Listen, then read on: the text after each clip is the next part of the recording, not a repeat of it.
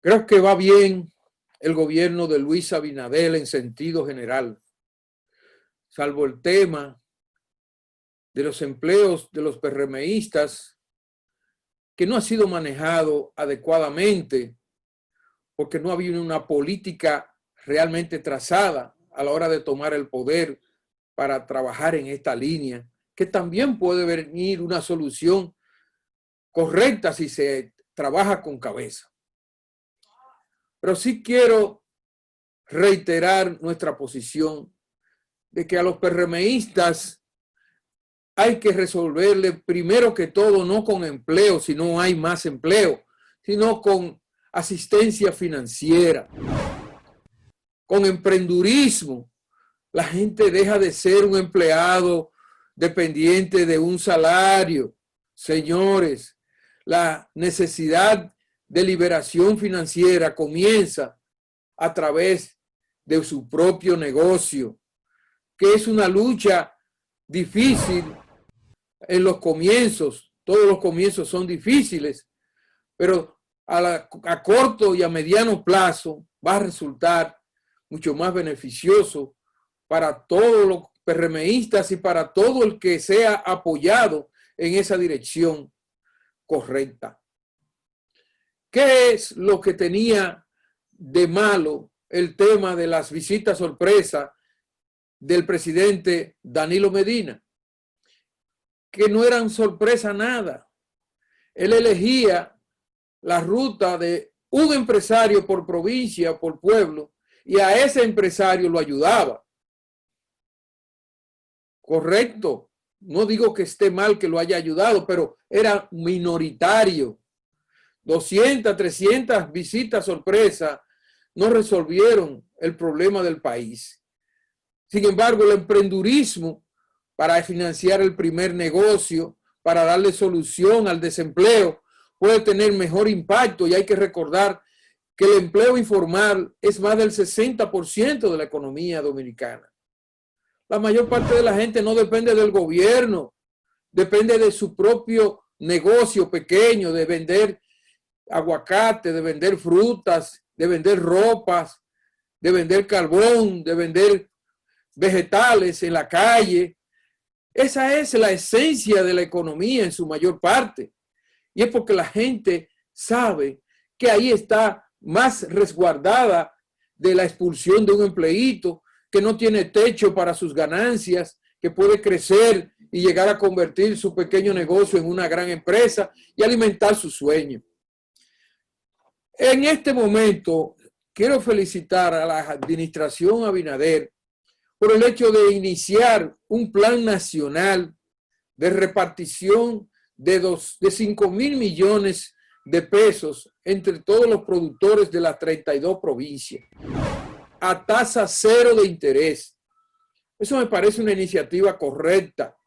El hecho de que cada provincia se lleven 200 millones y a parceleros con menos de 200 tareas, habla de un esfuerzo magnífico para impulsar la producción en los próximos 6 meses.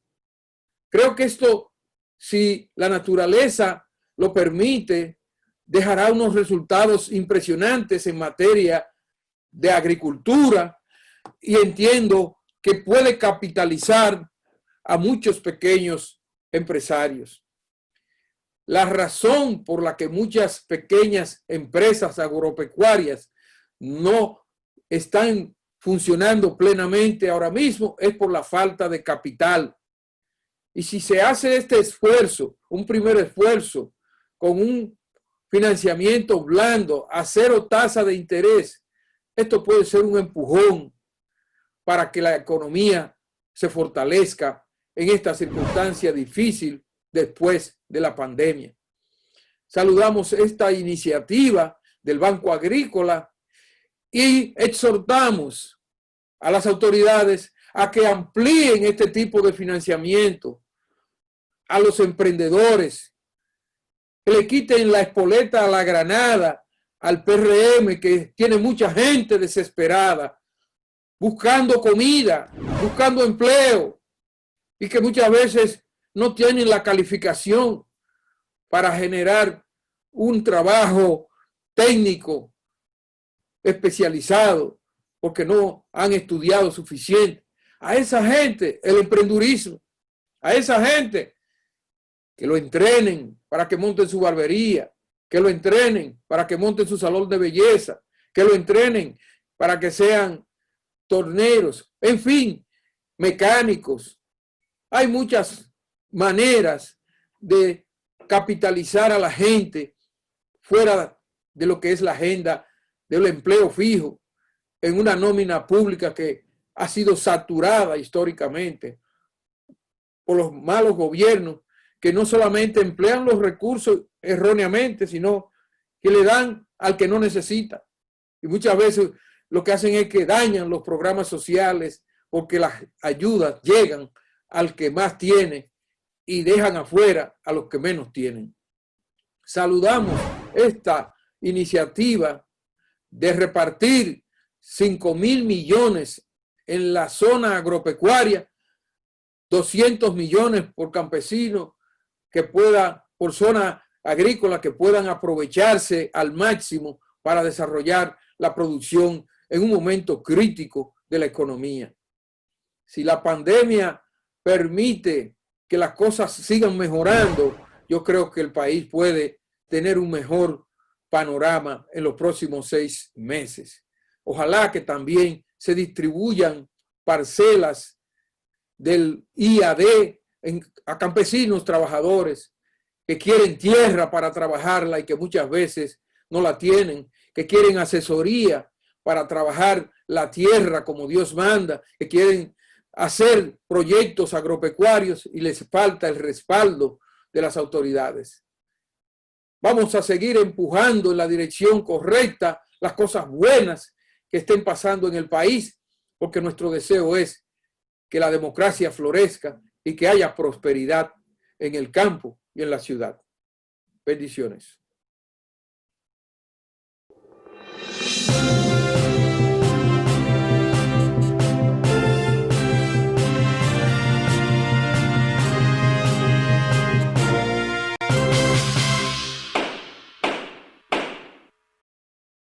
El Gobierno de Nueva York.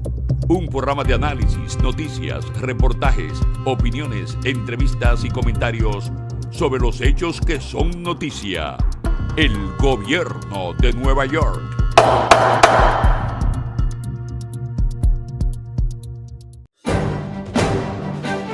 Un programa de análisis, noticias, reportajes, opiniones, entrevistas y comentarios sobre los hechos que son noticias. Con la conducción de José Alduey, porque la prensa es equilibrio y contrapeso de la democracia. El Gobierno de Nueva York, de lunes a viernes a las 4 de la tarde, por TV Quisqueya, con sabor dominicano.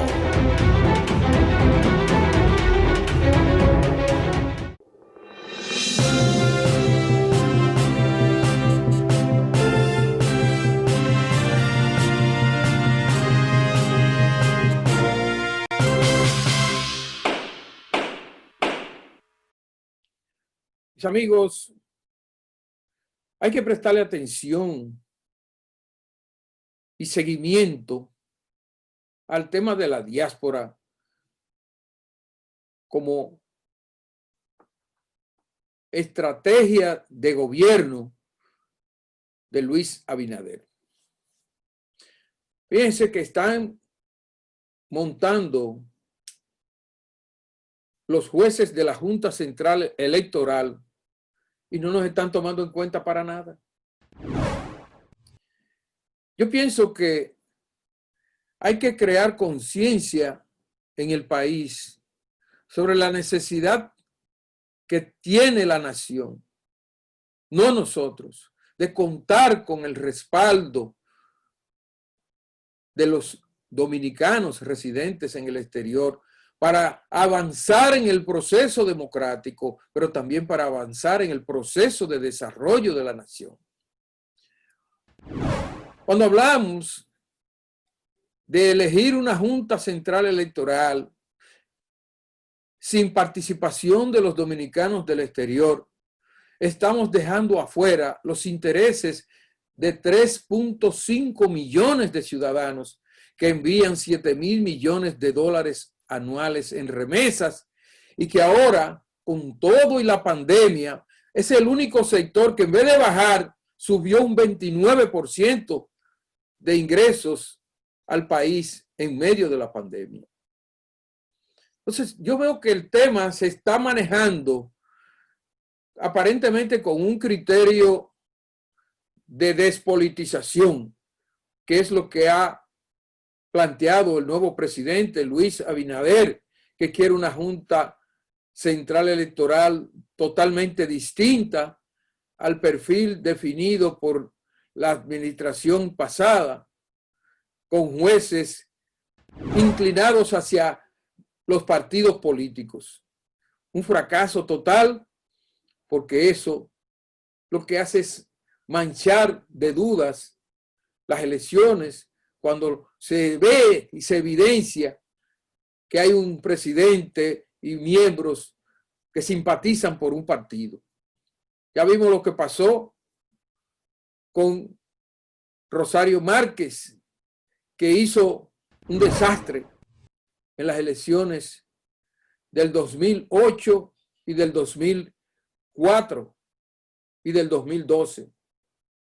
Fue un fracaso en el sentido de que no brindó paz ni confiabilidad y fueron llenas de dudas esas elecciones y llenas de tragedias, como fue la cancelación de todo el sistema electoral computarizado a última hora para hacer un voto manual, el tema de las renuncias fantasma de 3.000 empleados que nunca se supo quiénes eran, el tema de las computadoras donde se gastaron más de 20.000 millones de pesos y no sirvieron para nada, hubo que cambiarlo, comprar otro equipo. Y después la llegada de un sucesor que ya conocemos todos los incidentes y todas las problemáticas que felizmente fueron superadas por la presión popular, que no fue casual lo que sucedió, pero estaban montando un proceso electoral contaminado. Y aquí mismo solamente en el exterior votó apenas un ridículo 20%, que no fue por la pandemia, sino por la manera como se manejó desde allá la organización, que hubo que presionar enormemente, desatar una guerra para que entendieran que no podían excluir el voto sin hacer una violación flagrante a la Constitución de la República. Ya sabemos que no hicieron ni siquiera el menor esfuerzo por promocionar la agenda electoral aquí, porque no querían que votáramos, porque entendían que este voto estaba comprometido con el cambio y con el rechazo al desastre político que había montado el PLD en 16 años consecutivos de gobiernos. Entonces, todo eso se quiere ahora cambiar. Se quiere una junta creíble, con jueces imparciales, con jueces como se hacía en otros años, venidos de la sociedad civil y que jugaban un papel independiente en las elecciones. No es fácil contar con gente independiente, pero siempre hay gente con la que se puede trabajar y hacer un papel digno en los procesos democráticos. Entiendo que a la hora de elegir los nuevos jueces y la junta en total de jueces que integran la Junta Central Electoral, debe elegirse por lo menos un representante de la diáspora. Un representante de la diáspora que haga un papel, voz de los que se fueron y que necesitan que se organice un proceso desde ahora. Porque uno de los temas que tenemos pendiente es que hay 500.000 de dominicanos residentes en el exterior que son los únicos que representan a los votantes. Hay 2 o 3 millones que no están registrados para votar. Y eso es producto de la manera de paso de jicotea como se ha venido registrando, porque se deja para el último año, 3 meses antes, empiezan a trabajar y no hacen el trabajo durante los 4 años como se hace allá. Si esto se hace, vamos a ver unas elecciones con mayor justicia, con mayor representación democrática. Y allá también creo que no debe pensarse en partidos políticos a la hora de elegir jueces. Debe pensarse en sociedad civil, en académicos, en profesionales independientes. Un hombre, por ejemplo, como Negro Veras, que tiene un perfil totalmente independiente, totalmente académico, puede ser un excelente representante ante la Junta Central Electoral. Gente que está ejerciendo carreras como rectores universitarios, gente de participación ciudadana. Ese tipo de gente son las que deben componer y representar regiones, la región norte, la región sur, la región este, representantes de los sindicatos, representantes de la Iglesia Católica, de la Iglesia Evangélica. Creo que es más auténtico representar sectores sociales, económicos, profesionales, el sector patronal, el sector empresarial. Eso hace que sea una Junta Central Electoral más creíble y que represente a toda la sociedad y sus fuerzas vivas y no a los partidos políticos que siempre jalan para su lado. Esto tiene que cambiarse y tiene que, en una eventual reforma constitucional, hacerse mediante esa reforma. 0 partidos políticos representados en la Junta Central Electoral, porque ellos son los que van a competir por el poder. Los partidos son los dueños del poder y de la lucha política. No pueden estar dentro de la Junta manipulando el proceso electoral como lo han hecho Danilo Medina y Leonel Fernández, y como lo hizo Balaguer y como lo hicieron otros, y como lo hizo Hipólito Mejía. Tiene que haber una Junta libre de sospechas y representantes de sectores populares, sectores empresariales, sectores religiosos, el sector de la diáspora, que son los que auténticamente deben estar representados allí, porque son los representantes del votante, no de un sector con intereses políticos o con intereses mezquinos.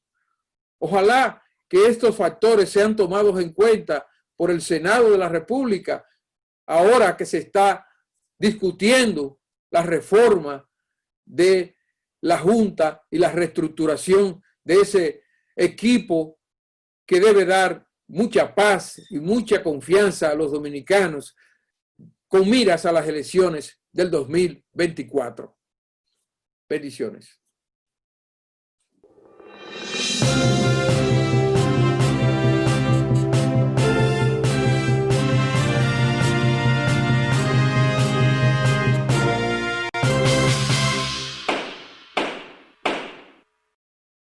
El Gobierno de Nueva York. Un programa de análisis, noticias, reportajes, opiniones, entrevistas y comentarios sobre los hechos que son noticia. El Gobierno de Nueva York.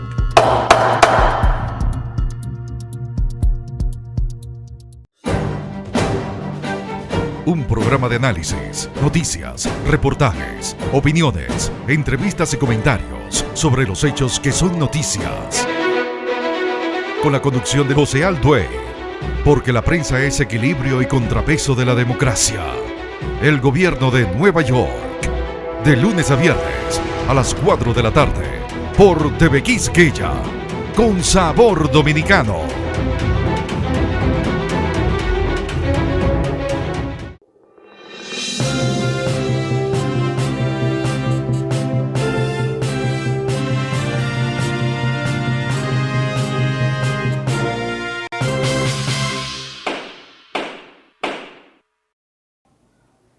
Buenas amigos televidentes, gracias por la atención prestada por todos ustedes a la sección médica de su programa Entre Líderes.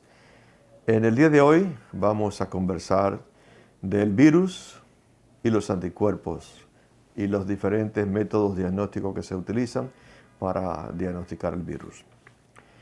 Cuando una persona recibe una carga del virus, ese virus se fija en lo que nosotros llamamos receptores. Si usted va de aquí a Santo Domingo, ¿en qué se va? Se va en un avión. Si va a coger un crucero, se va en un barco. Cuando el virus entró al cuerpo, necesita pegarse de algo para pasar a la sangre de esa persona y multiplicarse. Porque si un virus cae en esta mesa y se queda 2 o 3 horas ahí, se muere. No tiene cómo crecer, no tiene los nutrientes, no tiene las vitaminas, no tiene los líquidos, no tiene las sales, los minerales que necesita para multiplicarse, los azúcares. Entonces perece. Si usted va al desierto sin agua, ¿qué le va a pasar? Se va a morir de sed. Si el virus cae en el suelo, puede durar 2 o 3 horas, pero se va a morir porque no tiene los medios para sobrevivir. El virus llegó al cuerpo de esa persona por la nariz o por la boca, se fija a un receptor. El virus, ustedes han visto las espinitas que tiene el virus, son las espículas, se fija a esos receptores. Y luego tiende a penetrar las células, se mete dentro de la célula. Una vez que está dentro de la célula dice, mamá, aquí sí que está bueno, tengo comida, y empieza a crecer por millones. Algunas personas, el sistema inmunológico, que es lo que te protege a ti, o sea, el ejército que tú tienes para protegerte de esas infecciones, en algunas personas se produce una proteína, que no todo el mundo la produce, esas personas producen esa proteína, y entonces esa proteína confunde al virus cuando viene, lo engaña. Es como si le dice, te voy a dar comida, pero no te da nada, entonces el virus perece y se muere de hambre. Por eso hay personas que tienen la misma edad, las mismas condiciones de salud, sanos los dos, y uno se muere y el otro sobrevive. ¿Por qué? Muy simple. Porque el sistema inmunológico de esa persona que sobrevivió respondió de una forma diferente a ese virus. Y hay personas, por ejemplo, que le da el virus, que yo lo he tenido en la oficina, todos los síntomas del virus, 5 semanas enfermo en su casa. Le haces la prueba a las 2 semanas, negativo. Le haces las pruebas al mes, negativo. Le haces las pruebas al mes y medio, negativo. No creó anticuerpos, porque su sistema inmunológico no tuvo esa reacción, no produjo esa reacción. Entonces, ¿qué es un anticuerpo? Cuando nos ataca un ejército de fuera, en este caso el agresor es el virus que entra a nuestro organismo, el sistema inmunológico de nosotros empieza a pelear contra ese virus. Pero se producen sustancias que son inmunoglobulinas y anticuerpos. Esas sustancias facilitan la protección, son proteínas que facilitan la protección de nuestro cuerpo contra ese agente invasor. Hay 2 tipos de anticuerpos.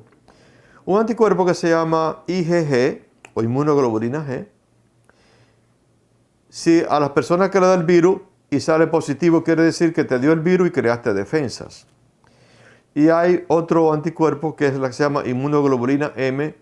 Quiere decir, mientras tú la tengas en la sangre, quiere decir que todavía tú tienes fragmentos del virus. En la sangre tú puedes ser contagioso. Ahora mismo en la oficina yo tengo un paciente que está con esa circunstancia. Me voy de viaje, coma, dame los papeles que yo voy a viajar. La prueba en la nariz me salió negativa ahora que... Pero todavía está positivo en la sangre. Es un individuo que puede ser contagioso para otros. Entonces, tú no puedes viajar. Hasta que la inmunoglobulina M no te dé negativa. Mantén tus precauciones, cuida a las personas que estén alrededor tuyo, usa tu máscara, evita ponerte, las personas absorban la saliva tuya y otras cosas tuyas para que no se contaminen. Entonces, esa es otra situación que nosotros tenemos. Pero las personas que tienen una inmunoglobulina G crearon inmunidad. Por eso las aerolíneas ahora te piden la prueba de la nariz. Porque si tu prueba nasal está negativa y tu prueba de inmunoglobulina G, el anticuerpo de inmunoglobulina G, está positivo, tú tienes la defensa. Y si la inmunoglobulina M está negativa, quiere decir que tú no eres contagioso. Les repito de nuevo, nariz sin el virus, sin anticuerpo, inmunoglobulina G positivo, que es la proteína buena que te protege, y la M, que todavía quiere decir que todavía eres un reservorio del virus. Negativa debe estar para tú no ser contagioso para otras personas. Entonces, esta es la situación que nosotros tenemos con los anticuerpos. Muchas personas no lo desarrollan. ¿Por qué? Porque en algunos, como le expliqué ahorita, el virus se hace más agresivo. Ese virus, cuando entra por la vía respiratoria, se fija en las células epiteliales del pulmón. La destruye, señores. La destruye. Hace una pasta ahí, se va a los alveolos terminales. Nadie puede vivir sin respirar. Sin beber agua, tú duras 30 días, 28, 30 días. Sin respirar, tú no duras más de 3 minutos. Entonces, por eso el virus es tan letal. La otra cosa también, no solo ahí, el virus se va a las células epiteliales de los vasos sanguíneos a nivel del cerebro, a nivel del riñón, y los inflama y los tapa. Lo mismo, sin circulación el cerebro no trabaja, ni el riñón ni el corazón, ningún órgano puede sobrevivir en situaciones de isquemia extrema. Entonces, espero que esté más o menos claro con la explicación que yo le he dado a ustedes en relación a los anticuerpos en la nariz y a los anticuerpos en la sangre que se producen o no se producen con el virus del COVID-19. Gracias por su atención.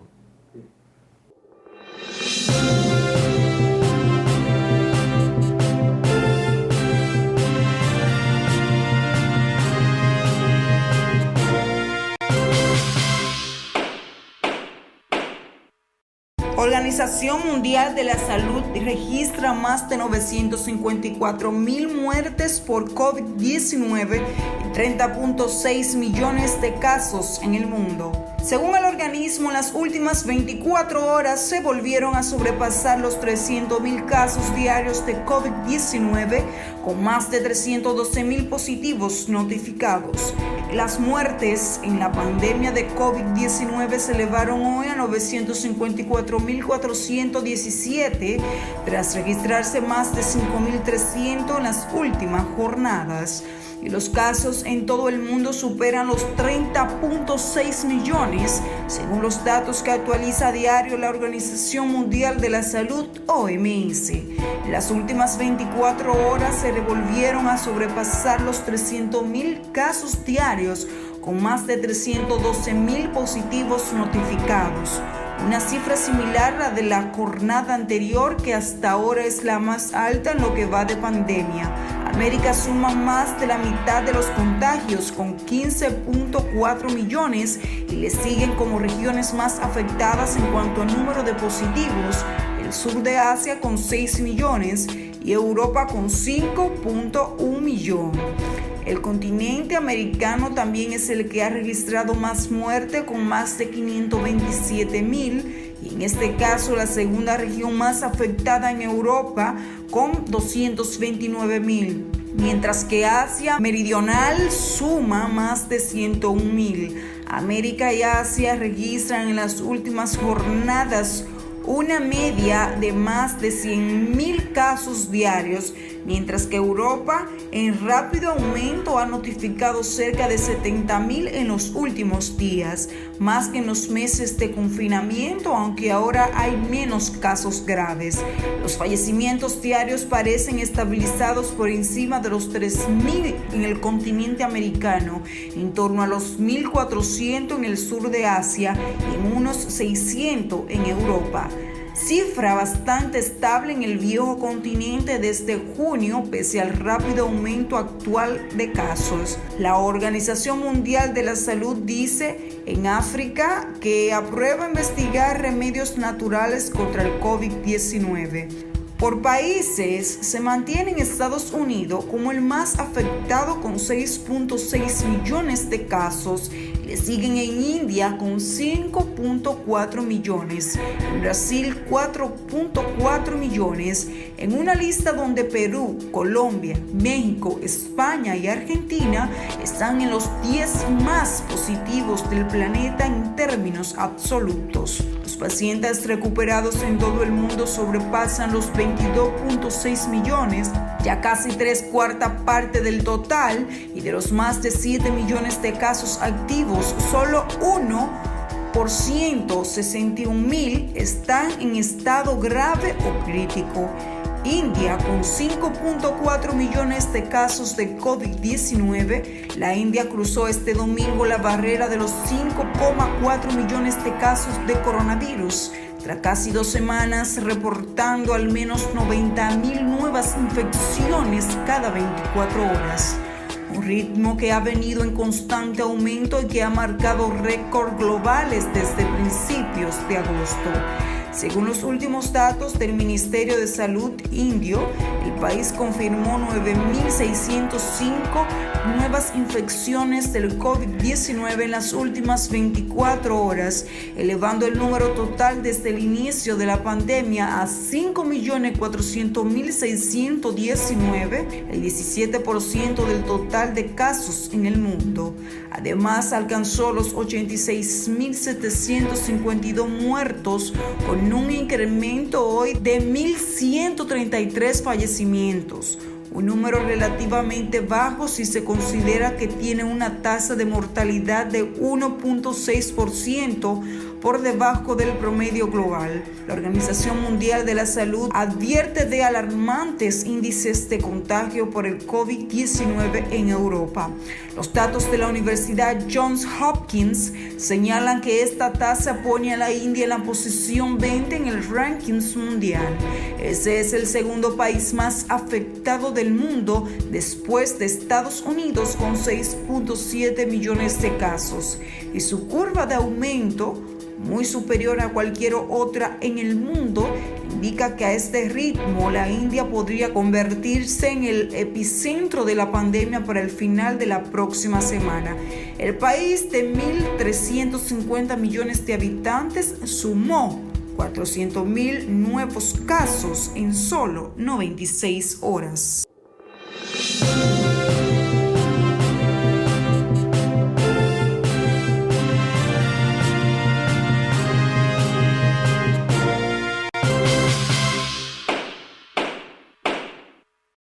Enaltecen la dominicanidad en Nueva York. Dominicanos en Nueva York agradecieron al congresista demócrata Adriano Espaillat su siempre preocupación por ayudar y enaltecer la dominicanidad en la Gran Manzana. Los quisqueyanos sostienen que con su esfuerzo ante la Cámara de Representantes para que se aprobara la instalación de una oficina postal de los Estados Unidos, caso federal, en el vecindario de Washington Heights, en el Alto Manhattan, con el nombre de la fenecida folclorista dominicana Normandia Maldonado, para honrar su memoria, aportes a la comunidad y a los valores culturales de la República Dominicana en playas extranjeras. Así lo demuestra la oficina del correo, localizada en el 511 oeste de la calle 165 en el Alto Manhattan, con la aprobación del Congreso de los Estados Unidos bajo la ley HR-3870, llevará el nombre Edificio de Correos Normandia Maldonado. El impacto y el altruismo de Normandia Maldonado dentro de la comunidad dominicana es incomparable, especialmente en la ciudad de Nueva York, dijo el congresista de origen dominicano. Además, sostuvo que hace décadas que su liderazgo fue una fuerza impulsora detrás del entrelazamiento de los pueblos dominicanos dentro de las comunidades de Washington Heights, el Bronx y más allá, añadió el congresista. Sostuvo, por otra parte, que su altruismo y contribuciones fueron de muchos colores y su vitalidad artística fue venerada y apreciada. Ayudó al pueblo dominicano a construir su propio legado, forjó los esfuerzos para establecer el desfile nacional dominicano de Nueva York y la estatua de Juan Pablo Duarte. Asimismo, para establecer el Salón de la Fama Casandra Damirón, asegurándose de que los logros y el talento de sus compañeros artistas dominicanos reciban el reconocimiento que merecen, precisó Espaillat. Entre los que reconocieron la gestión del congresista figuran Manuel Antonio Cáceres, Emiliano Tiburcio, Marcia de Ortiz, Manuela Ramírez, Ramón Riveras, Juan Isidro Marmolejos, Tomás Pérez, Eduardo Carrasco, José Luis Abreu, Antonio Rosario, Mildred Velázquez, Hugo Rodríguez, Víctor Rosario, Emilio Rojas, entre otros.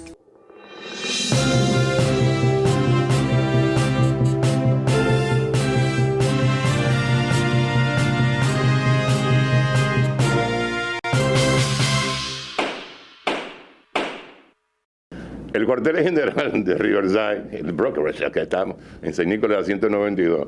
Yo vengo aquí a curarme con Sir Ángeles porque sabe de todo mucho. Entonces, cuando estamos buscando la forma de que la gente sepa la necesidad de que nos registremos en el censo, digo yo, tenemos que ir donde Cira, porque ella tiene al frente un negocio muy establecido ya con muchísima gente que vive de manejar taxis, limusinas, vehículos de motor, que hablan con los pasajeros. Y a todo el mundo queremos hacerle llegar la información de que es necesario registrarnos en el censo.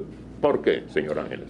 Bueno, es importante tomarse 10 minutos que cambiarían los próximos 10 años de nuestras comunidades.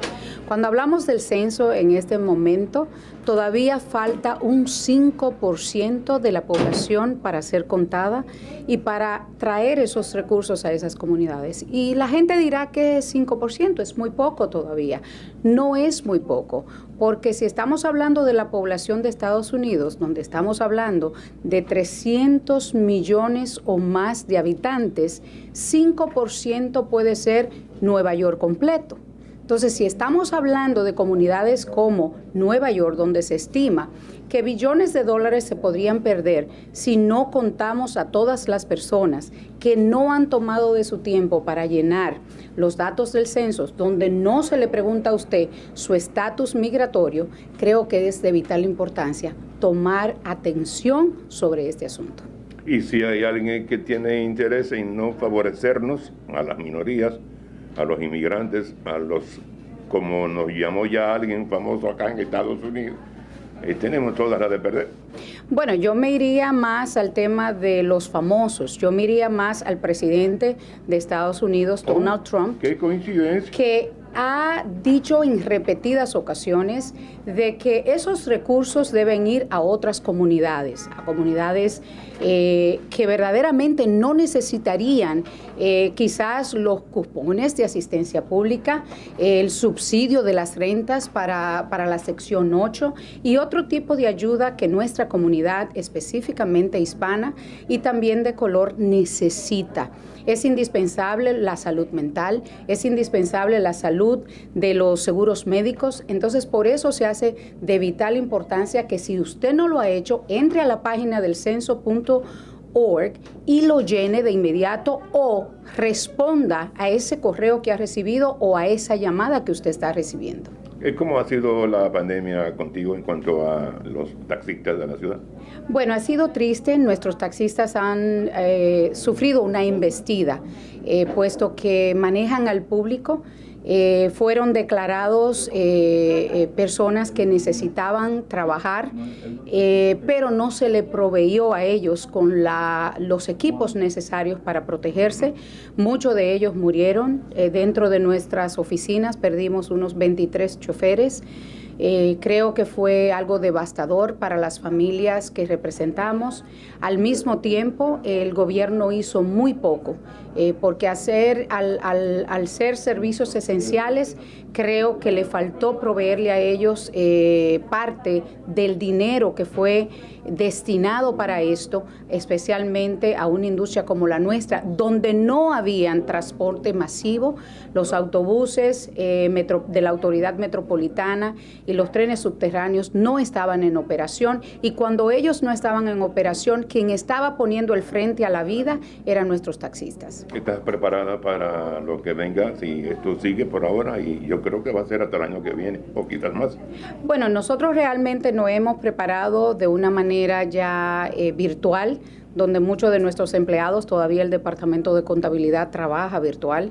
Y creo que ha sido una de las soluciones para proteger no solamente a las personas que trabajan con nosotros, pero sí a los taxistas, que son los que están en las calles y que también necesitan, cuando llegan a las oficinas de donde ellos se sirven para poder dar ese servicio, nosotros tenemos que garantizarle a ellos que también lo vamos a proteger. Tenemos que purificar el aire, tenemos que asegurarnos de que no estén muchas personas dentro de nuestras oficinas y tenemos que asegurar que cada uno de ellos tenga sus mascarillas puestas. Muchas gracias, Sil.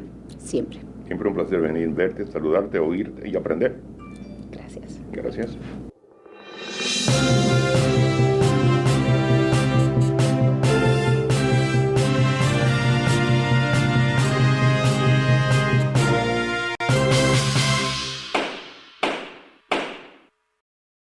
El Gobierno de Nueva York. Un programa de análisis, noticias, reportajes, opiniones, entrevistas y comentarios sobre los hechos que son noticia. El Gobierno de Nueva York.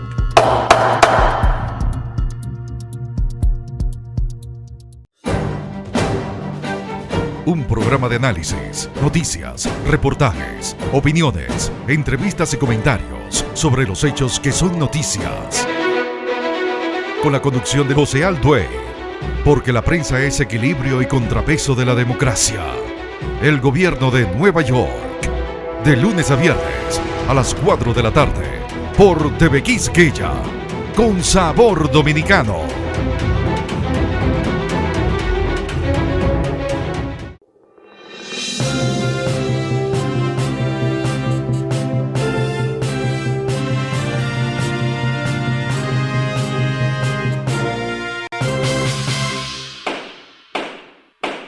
La muerte de la jueza de la Suprema Corte, Ruth Bader Ginsburg, ha desatado toda una guerra política entre demócratas y republicanos que refleja el carácter altamente controversial de la designación de los jueces de la más alta corte judicial de los Estados Unidos. El hecho de que haya una disputa entre el presidente Donald Trump en plena campaña electoral y Joe Biden, el candidato opositor, refleja que está en las manos de los políticos el destino final de la justicia en su más alta instancia en los Estados Unidos, cuando esto debería ser una decisión del pueblo, de los ciudadanos americanos, como votantes, al margen de los intereses políticos. La Corte está integrada por unos 9 jueces, 5 de ellos muy conservadores o derechistas y 4 de ellos progresistas, como le llaman algunos sectores. ¿Qué está pasando con este problema? Que vemos que a 40 y pico de días de elegirse un nuevo presidente de los Estados Unidos o de reelegirse a Donald Trump, aquí estamos mirando una situación conflictiva. Hay un conflicto de intereses entre los candidatos y la Suprema Corte. Los demócratas quieren que el nuevo juez o la nueva jueza sea elegida o elegido por el presidente electo en noviembre, mientras que Donald Trump se frota las manos porque entiende que a él le corresponde esa decisión ahora mismo como presidente de los Estados Unidos, constitucionalmente electo. Creo que lo que pone en evidencia este conflicto es que estamos frente a una corte altamente politizada y que el país no debe darse el lujo de tener una Suprema Corte gobernada por decisiones de políticos gobernantes y que esto debe resolverse en un trasfondo más profesional, académico, judicial. Esta es una decisión que la deberían tomar jueces de la más alta credibilidad. En todo caso, el Consejo de la Magistratura, los grandes jueces del país reunidos en una gran sesión, decidir quiénes son los miembros de la Suprema Corte, pero no que lo elijan los políticos. Y ya sabemos los intereses. La justicia en manos de Lutero. Señores, no es posible que esto suceda porque va a haber un problema si hay un empate en las elecciones. Si hay un empate técnico en las elecciones de noviembre y el juez que ponga a Trump ahora o la jueza es conservadora de su línea republicana, ¿a quién va a favorecer? esa jueza o ese juez. Pero lo mismo si es demócrata. ¿A quién va a favorecer? Si es liberal, ese juez o esa jueza, a los demócratas. Entonces, estamos frente a una disyuntiva que debe ser resuelta de manera más profesional para que evitemos peores situaciones de las que estamos viviendo en temas de inmigración, en temas de empate electoral. La Suprema tiene la última palabra, pero una Suprema de 9 jueces con 5 a favor de una de las partes, no estamos haciendo una decisión correcta. La decisión tiene que pasar por el Senado de los Estados Unidos, donde hay 100 integrantes y los republicanos tienen mayoría con 53 senadores. Lo que quiere significar que los demócratas tienen muy pocas posibilidades de imponer una decisión a su favor, a menos que algunos senadores republicanos voten a favor de la propuesta demócrata y en contra de Donald Trump. Esto no es fácil en medio de esta guerra política y ojalá que no traiga una solución que pueda ser peor el remedio que la enfermedad. Yo espero que en algún momento la reforma constitucional pendiente en Estados Unidos permita conocer esa situación. La muerte de la jueza Ruth Bader plantea la discusión y debemos entender que ella, que murió de 87 años y que tuvo 27 años al servicio de la Suprema sirviéndole al país, tenga un reemplazo digno al margen de los intereses políticos en pugna. Ojalá que no sea algo que después le pese a la nación después del 3 de noviembre. Bendiciones. Seguimos.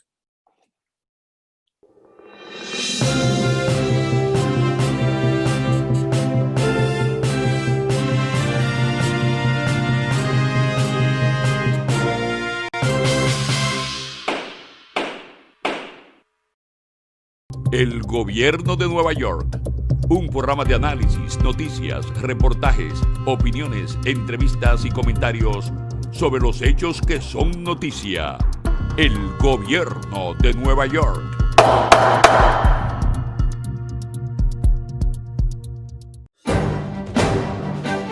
Un programa de análisis, noticias, reportajes, opiniones, entrevistas y comentarios sobre los hechos que son noticias.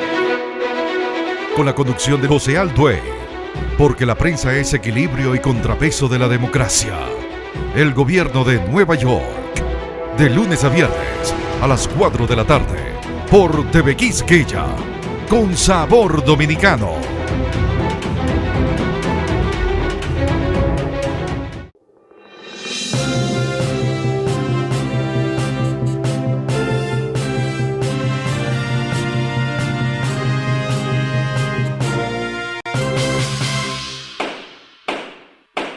Mis amigos, sigo mirando con preocupación creciente el tema de la diáspora y el cambio.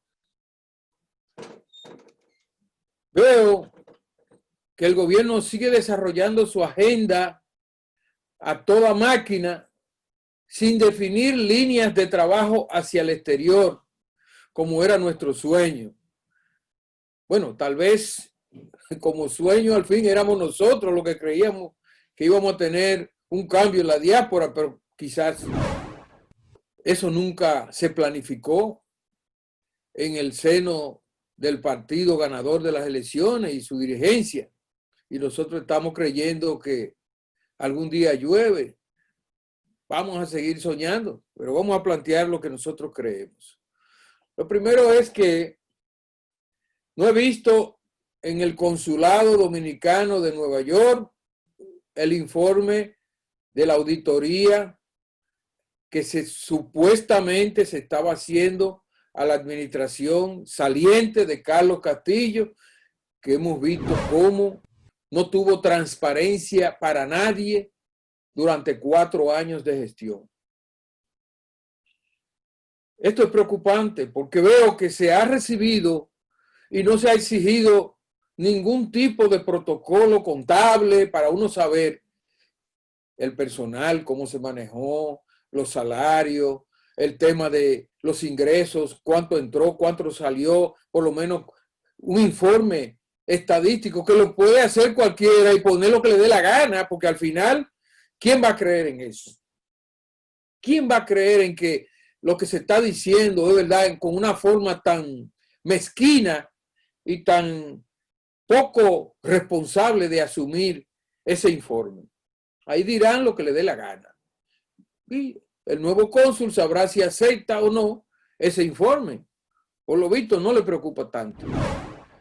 Entonces, con esa base inicial, creo que no hay mucho que esperar en términos de política pública.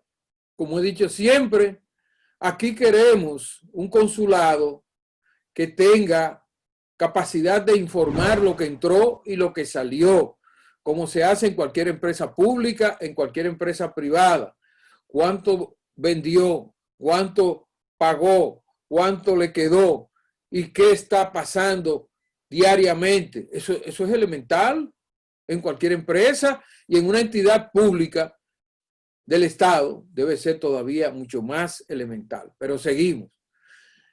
No he visto tampoco cuál es la política consular frente a los empleados viejos y los empleados nuevos. ¿Qué piensan hacer con esto? ¿Y de qué manera se piensa trabajar? Entiendo que hay una masa de empleados, de gente del PRM como partido que quisiera trabajar. Algunos de ellos quizás bien calificados, bien preparados y que tienen derecho a asumir una posición porque trabajaron para que ganara su partido y porque están calificados. ¿Quiénes son esa gente? Bueno, yo no sé, pero ahí hay jóvenes como Jairo Guerra, que yo conozco, y no quiero que vayan a pensar que él ni me ha dicho nada, ni yo he hablado con él, lo estoy mencionando por mencionar un nombre, pero él es un joven preparado que puede ejercer una función importante ahí. También hay otros con experiencia y que tienen deseo de servir con honestidad y con transparencia. Bueno, el asunto es que no se sabe nada, ni hay un informe, ni qué es el nuevo concepto del cambio en el consulado de Nueva York en términos de el salario del cónsul, los empleos, los vicecónsules. Se sabe que hicieron unas designaciones y que el cónsul a mí me dijo en una entrevista que publiqué que creía que se iban a nombrar entre 4 y 5 cónsules. Yo entiendo que esto debe ser manejado con más transparencia y que se debe informar a la opinión pública de todas estas cosas y cuánto va a ser el salario finalmente del nuevo cónsul o si se va a mantener la misma política del gobierno anterior. Todas estas son preguntas que yo me estoy formulando en nombre de 3 millones de dominicanos que están pensando lo mismo, no solo con el consulado de Nueva York, sino con todos los consulados del exterior, porque entiendo que la diáspora merece respeto y merece atención y merece que se le diga qué es lo que significa el cambio en el consulado dominicano de Nueva York y en todos los consulados del exterior. Ojalá que alguien me responda esa pregunta para toda la familia que escucha y ve este programa. Seguimos.